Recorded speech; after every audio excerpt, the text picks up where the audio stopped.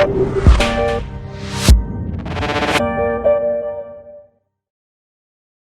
there, it's Steve from PVE here. Today we have got a V6 Jaguar, the supercharged XE. This is the 340 horsepower version, or 335. Now, this was tuned elsewhere. That's kind of what the video is about, but I'm not calling anyone out or anything stupid like that. But what I am going to do is show you the difference between getting like a custom tune on a dyno rather than a generic can tune that goes with this pulley and that and whatever. Now, this car was tuned elsewhere, don't know where, and then the customer has got in contact with Tom from Swallows. Now we do a lot with Tom from Swallows. Essentially, all the tunes come from us that they fit to cars. We do lots with pulleys. We usually use like a smaller top pulley onto the supercharger itself rather than the crank. And in fairness, this has got a crank pulley on there. It's a big crank pulley, but we've never tuned one of these. So, you know, who knows what'll happen? We may even end up putting that back and putting one of our pulleys on there. We don't know. Ultimately, this is popping out more boost than we would normally run. So a bit of background to what we would normally do. We would normally pop some air filters on, some nice sports carts, maybe an exhaust if the customer would like so. Like I say, top supercharger pulley. And normally on my dyno, with those mods, we'd usually see around 400, 410 maybe. Now, like all dyno operators say, oh, mine's a bit, you know, mine's a bit brutal. We all say that, I know that. But generally speaking, a good stock car will see, you know, 320 flywheel power on my dyno. So some of them see 330, but it's rare. Between 320 and 330, let's say that. So the customer has got in contact with Tom because essentially it doesn't drive well. It feels, you know, the mid-range just feels just soggy and not very responsive. So the first thing we're going to do is we're going to get a good data log off of it. We're going to run it up on the dyno. We're going to use a shootout mode on my dyno called Shoot 8F. The reason we use 8F over 6F, if you're aware, is because this has more similarity with the V8 supercharged car than the V6. Ultimately, it's just a dyno run, and the figures are the figures. But it will give us the sort of figures we're hoping to expect with this engine in this car. So first thing we're going to do, connect up all the DAQ.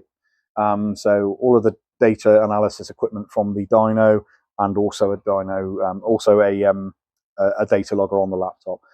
The reason that I try and do boost and AFR or lambda from the dyno as well as the laptop is purely because you know, we've been stitched up in time again where actually someone's installed the wrong boost sensor into the car and not scaled it correctly into the software. So the ECU thinks it's doing like a bar of boost and it's actually seeing 1.5 or something. So again, it's just to correlate the data, make sure that what we're seeing is actually what's occurring. So the first thing we're going to do is let's do that.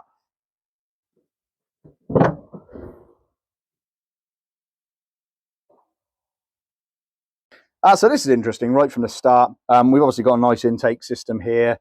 You know, we could go on and talk about cold intake air for days, but let's not do that. We can sort that for another day. This is not how it should be. This should have an electronic valve on here. This has got like this is a supercharger bypass valve. I've never seen someone change that to a vacuum one before. Wonder why that has occurred. I don't know why that has occurred. Interesting. So I think we should do a run with this on. I don't know why you change it to a vacuum one. That's very strange. Okay, we'll do a run with this connected as is, and then I'm going to now have to find a bloody bypass valve from somewhere. So I'll phone Tom, get a bypass valve over, and we'll bolt the OEM bypass valve on, and then we'll do a run with that also, because I don't know why that's there. This is not what we would do. There's obviously a reason though, so let's find that out. Interesting. And there we can see it's got like a fairly large aluminium lower pulley on there. As I say, that's not what we would normally do. We would normally put like a smaller supercharger pulley on the actual supercharger itself. Again, you're getting the same thing.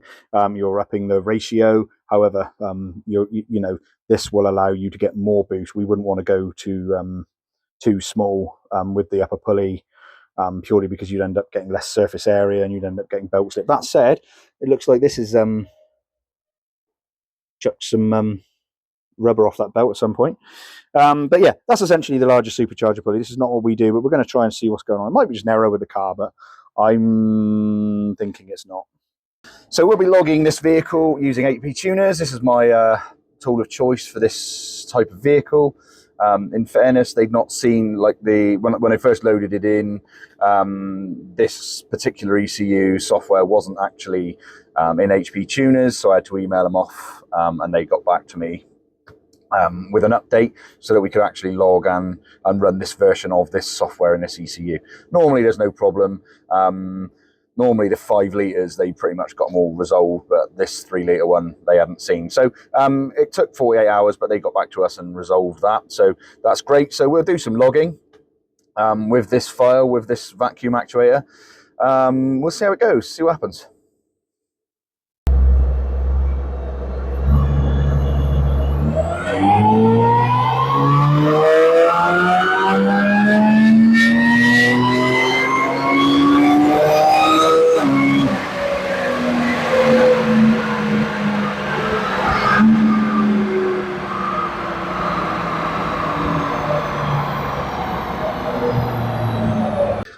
Okay, really interesting. I have not seen a graph like this from one of these things before. Okay, so the headliner number is 450. Yeah, so headline number 450. Got some really odd stuff going on, but you know, between 4250 and maybe 5.5, 5750. Really don't know what's going on here. Okay, that's even more interesting. So it's sat reasonably sensible, and then at the end drops down very rich. I'm guessing this is some sort of component protection. So yeah, that's really interesting. That so headliner number, we're doing the sort of numbers we expect in PS, but quite obviously, I can see the driver's complaint, the owner's complaint. It's torque is falling off, you know, to the tune of like 30 foot-pound, and then at 5.5, it's just gaining, you know, a significant amount. I mean, when you look at the BHP here, it's going from, you know, 375 to 450 in you know, 500-600 revs. So quite obviously, that's going to drive crap. So this is the data log that we pulled off. Again, I'm hoping that you can see it. HP Tuners gives us lots and lots of PIDs we can pull up down to supercharger speed, knock, knock retard, lots and lots of bits and pieces. So just having a quick look at the data log, we can see this white line here is our ignition angle, and we can see about, so this does not look reasonable. Timing is falling off as we go up the rev range. So, you know, we are down to 8 degrees at about 5. Yeah, so actually from here, from about 4,000, which is about where our power and torque start to fall, we can see that it's pulling timing. It's picking up no knock. So I'm guessing at this point, that they've not manipulated the torque tables correctly in the ECU, and then all of a sudden at the end here we are it's ramping up the timing. We're sort of up to sort of 13.5 degrees there, and that's essentially what we're seeing here. So going up through the rev range, starting to pull timing for some random reason here, pulling lots of timing, and then all of a sudden at the end throwing it all back in, and it's not through knock, because everything is at 0. It's not detecting any knock. So as I say, I believe that this is the tune is manipulated wrong. We're seeing the headliner number, but mid-range, quite obviously it's crap. So I'm really interested to see why that vacuum valve is there. So I think I might take that off. I'll put the original one back on because Tom has brilliantly brought one over, because although this has happened in seconds on YouTube, this is the next day now because I phoned Tom. So let's swap that over now, and then we'll do another run to see if we can see why they've put that on, because I really don't see why You know, if the ECU is manipulated correctly in the tune, then we should have no need for that. So let's do that and just see why that's been done. This is essentially what the original looks like. As you can see, it's completely controlled by the ECU, and this is the sort of basic. This is my DAQ from the dyno, so ignore this. This would normally go straight to there. So yeah, we'll change this back, plug it in as it should be, and then we'll do a run, and then we'll have a go actually tuning this how we would do it, and see how it behaves. Okay, back in the car, got the data logger going, looking for 1500 rev, hold the dyno wide open.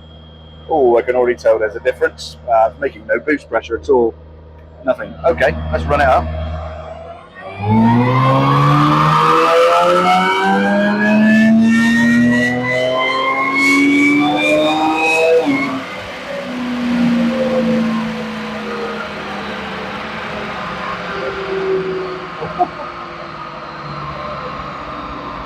Okay, results are in. That's interesting. So the red line here is the same as arrived car, but with the OEM bypass, as I say. This squiggle is where the dyno is ramping quicker than the car can. Long story short, we're 100 Newton meters down here. I could feel it in the car the moment I put my foot down on the pedal. And the log kind of confirms that. If we scroll along here, this white line here is my throttle pedal. So pedals all the way down for this. This is where I've held the vehicle. And you can see down here, so this red line is RPM. So it scrolls, if I scroll this across, you can see the RPM moving up and down during the power run. So this is our ignition. We've still got this nonsense here going on in the middle. It's not really changed much. Interestingly, it's a little bit better with the OEM bypass on with regards this middle area, making a bit more power and torque pretty much throughout. Interestingly, okay, that's interesting. But by the by, so let's look at our boost pressure. So this pink line here is our boost pressure. And it's not making any boost whatsoever. The moment it gets to 1900 RPM, we can see that our all of a sudden it's making boost. So the OEM bypass valve is obviously just opening up now, and I'm guessing, so yeah, that's going to have this massive flat spot low end.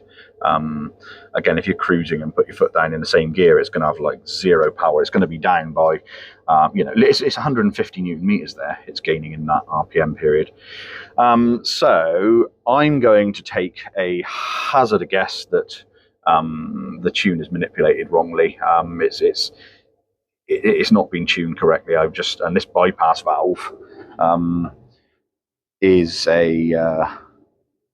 I'm guessing that's been bolted on to eliminate this flat spot at the bottom. So yeah, I'm sure that that's the reason. Right. Okay, let's read the tune out of it. Okay, so we're just reading the vehicle now. Again, in the immediate instance, we'll just read it using HP tuners. Usually takes 5-10 minutes to read. So one of the first things I'll do is just have a quick look at the DTC tables. One of my immediate sort of go-tos is we just check the DTC table, basically see what error codes have been deleted. If we've got shitloads of error codes being deleted, generally that means they've been chasing their tail and it's flagging errors as they've been tuning it. And they just, instead of manipulating the tables correctly, I keep saying manipulating, but essentially tuning the tables correctly, they just get errors and start deleting them left, right, and center. So that'll be the first point of call. If we find that not many have been deleted, I mean, there's still a chance there's an error with the car, but I don't like all this swapping stuff around. It's designed to be like that. So, the ECU should have control. There's no safety when that's not there. The ECU can't dump the boost or control the boost in a sensible manner. So, yeah, I think we should definitely keep that OEM valve if we can. Let the ECU control all the safety strategies. But yeah, once this is read out, we'll have a quick look at the DCC tables. Okay, so we've downloaded the tune out. As I say, I think the first thing we'll do is just check and see if any error codes have been deleted. And if they've been deleted, then we can we'll compare the tune with with another file, like an OEM file, like an original from the car. And then once we've done that, then okay. So all of these grey boxes are error codes that have been deleted. There's quite a significant amount in the lambda sensors. Oh Christ.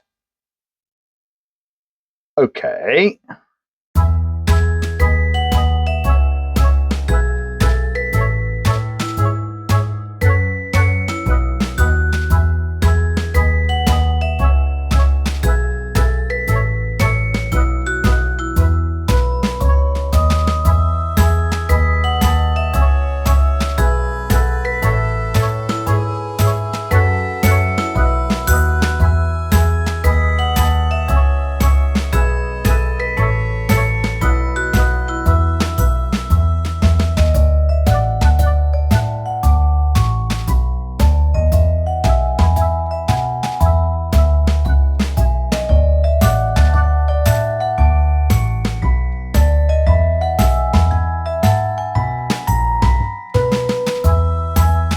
Okay, so we know there's it's got a DTC or 2 disabled, so that worries me.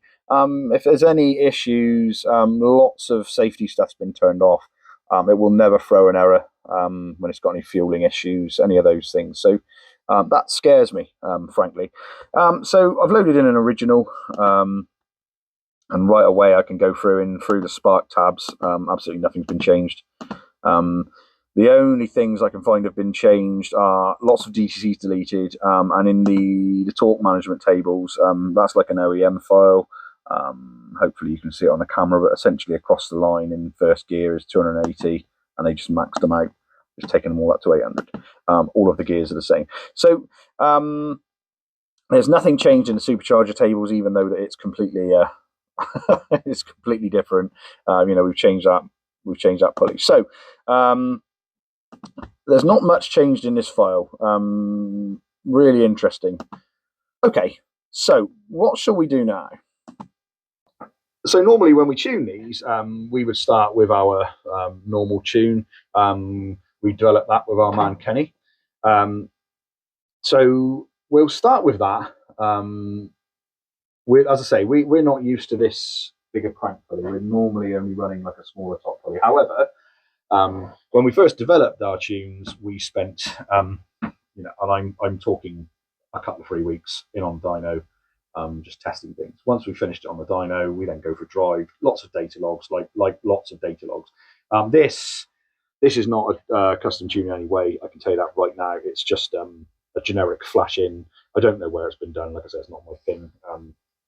However, here we are. So let's try and resolve this for the customer. We're gonna keep this. I'm gonna keep this OEM bypass. I dislike the just removing all of the safety features and the drivability of having the vacuum bypass there. So yeah, we're gonna start with one of our tunes. I'll fast forward this, I think, to an extent. We'll do a power run now. We'll flash our tune in, and then we'll see how we get on. I know we're going to have to make some revisions to it. This is essentially where we're going to be custom tuning it. We're going to be doing some runs, data logs. Kenny will be modifying those into the tune for us, and then we'll be doing the same again. Test, tune, repeat, test, tune, repeat. It's boring as hell, so it's not something you probably want to watch on this video, but essentially this is what we're going to do. A few moments later. Okay, so long story short, we've kind of at the last bit of our tune now. We're just doing power runs. We've done, I think, 7. Try and tidy this up. So again, got the data logger running. We're going to just do a run now. See how it gets on.